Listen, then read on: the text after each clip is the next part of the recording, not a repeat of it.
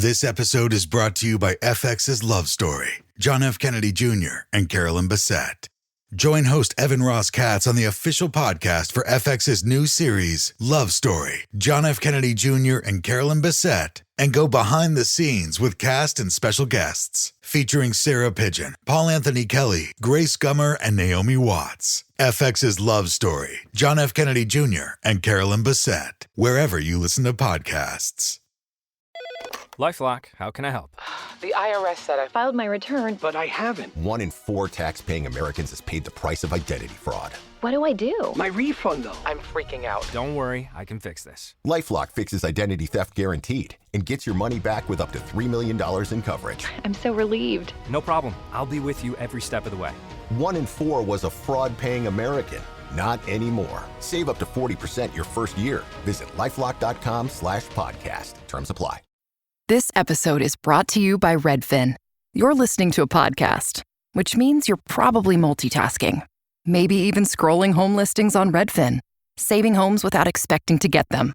But Redfin isn't just built for endless browsing. It's built to help you find and own a home. With agents who close twice as many deals, when you find the one, you've got a real shot at getting it. Get started at redfin.com. Own the dream.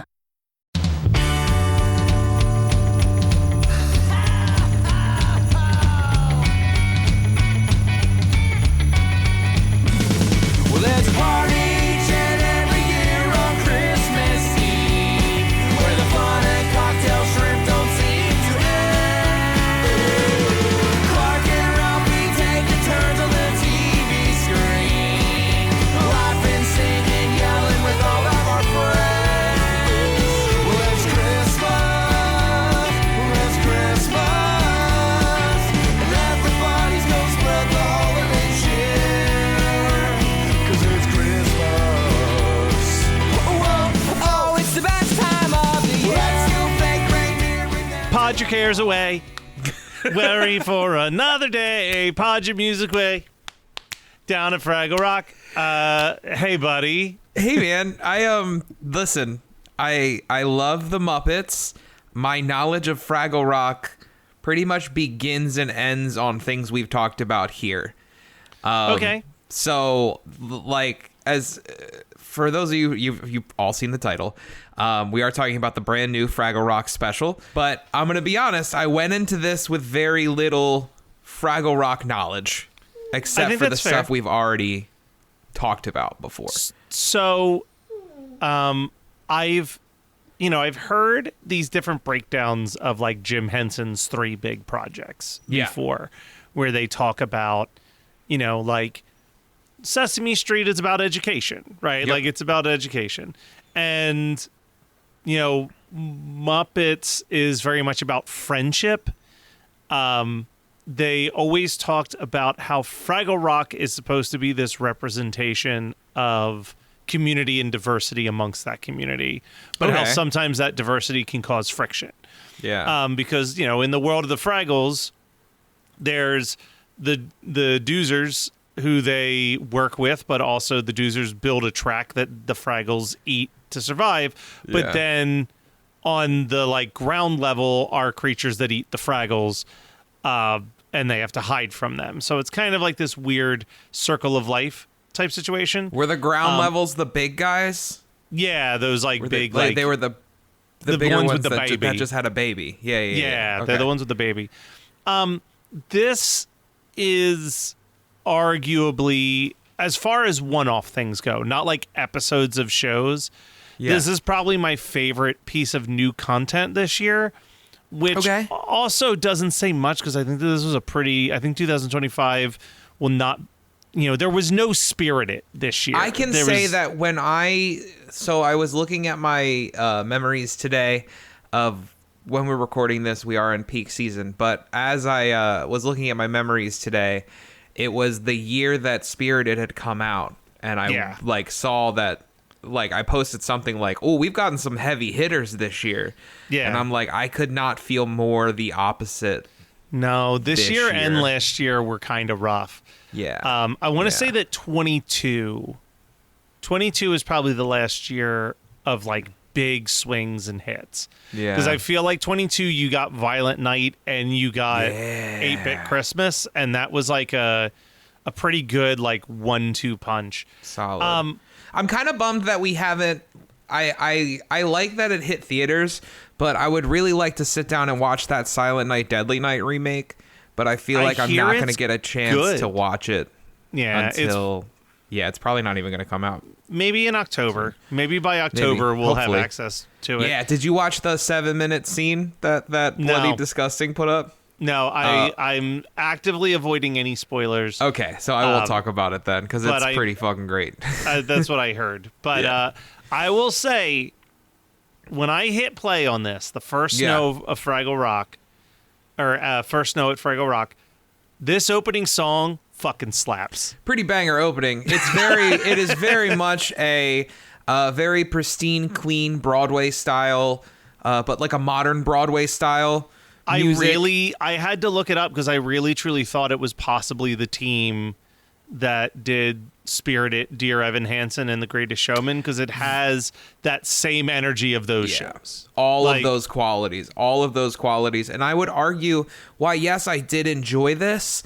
I felt like it didn't hit that high again throughout the watch. I think that the problem with this, and thankfully this is a 32-minute special, which is like not the too perfect time. I think it starts and ends really, really strong, and then the middle gets a little muddy. There's a couple good jokes here and there, but like if this was just a 10-minute short that starts with the song and ends where we end without like this 20-minute dream sequence, this would be like a 10 out of 10 for me. Like I would be like, this is a master class of how to do like a short form Christmas special. Yeah, I would definitely have been probably not in the form that it's in, but yeah, if it was like the way you had just described, I feel like I would have been sharing this with a lot of people, of just been like, hey, check this out. It's a great jam. It's feel good for about good 10-minute feel good special. Yeah. Again, not saying this is super long, but for it only being 32 minutes, I would argue that it does drag. It does drag. For 32 minutes, it's still shocking how much it drags. We're making an ad. Napping ad. This is where I think if we're doing it right, Alec Baldwin comes in. He says a couple things. He listens to the podcast every week. Yep. Has he been canceled? Wait, is Alec Baldwin the one who killed somebody? I hear that Gary Sinise is free. Oh, okay, great. He hasn't worked since 2020. So, what would be the script that we would have Gary Sinise say for the Napping Through Happy Hour podcast? Listen to this damn show. Damn it. The Napping Through Happy Hour podcast, brought to you by Geekscape. Real life, real drama, real time. I'm Gary Sinise. That's the ad. That's the ad. That's the ad. So we're following Gobo, which I hope, like, I haven't watched Fraggle Rock in so long, I feel like I'm going to fuck up all these characters' names. Yeah. But he is struggling with writer's block because he writes the annual holiday song, but there's been no snow at Fraggle Rock. But then one snowflake falls, and that leads him to go on to an adventure into the human world, which they refer to as outer space, which I do think is very cute. Yes. To try to get inspiration.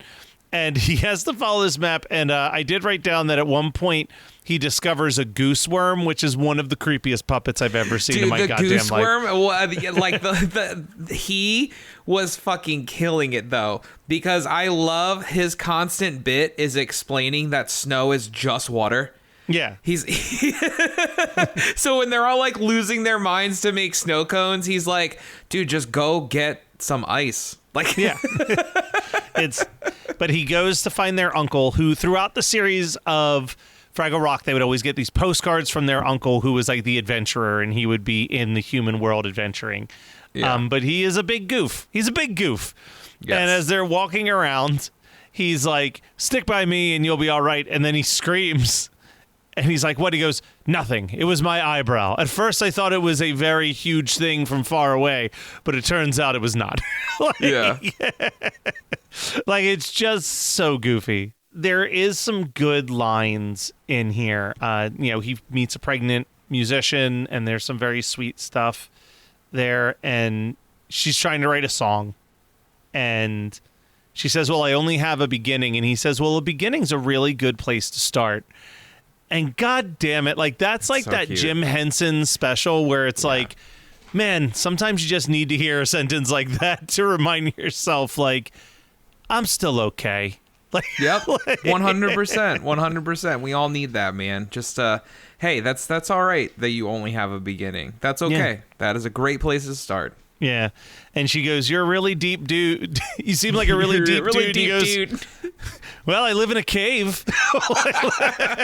There was a lot of that, and that's always my favorite, like, part about the humor of say this or the Muppets is where you get that like dry sarcasm.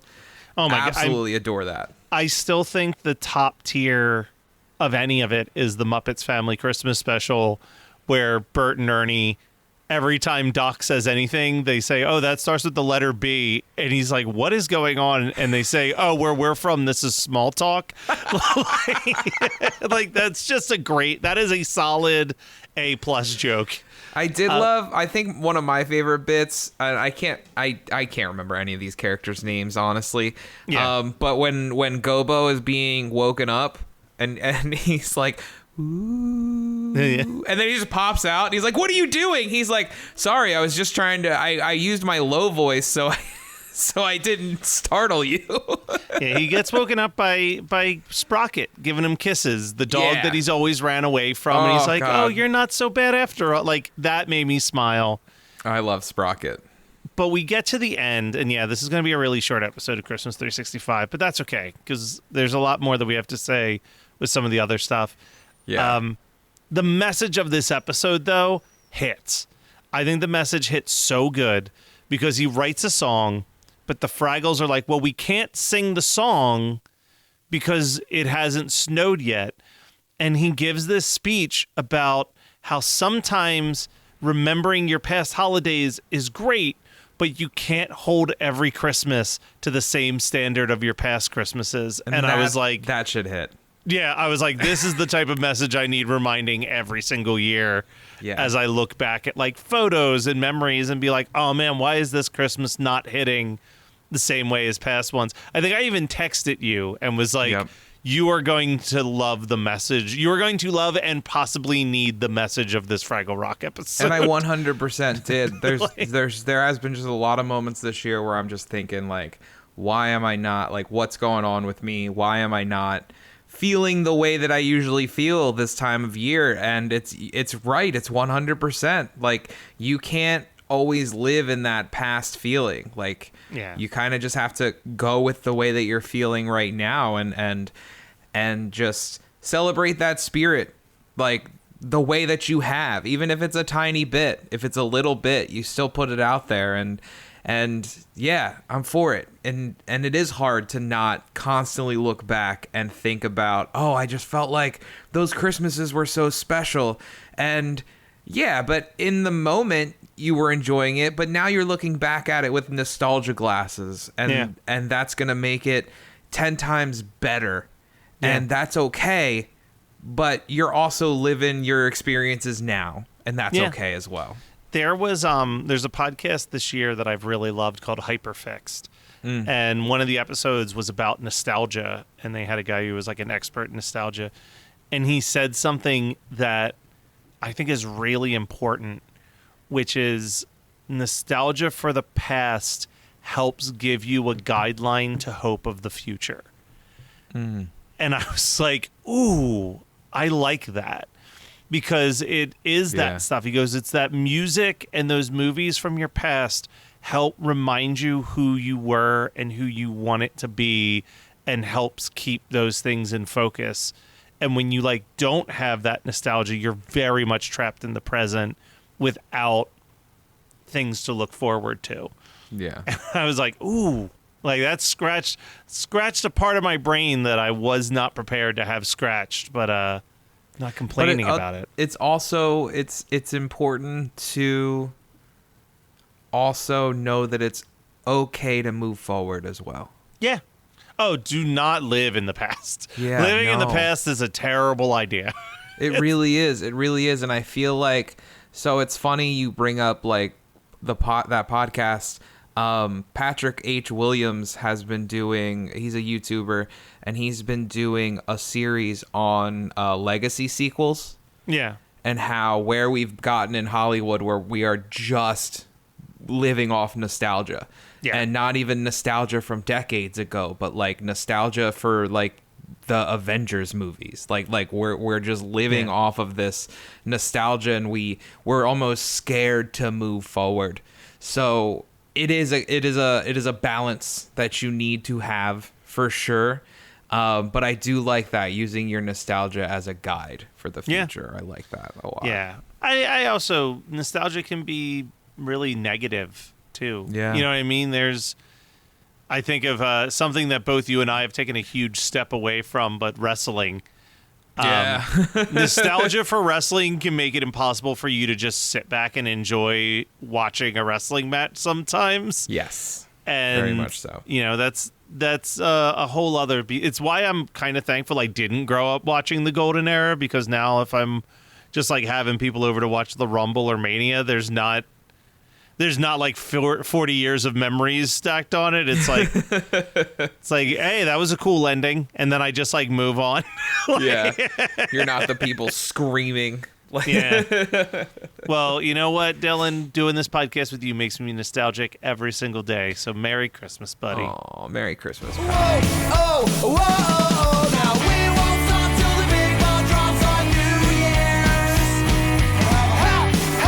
Happy holiday, have a great holiday, have a merry happy holiday.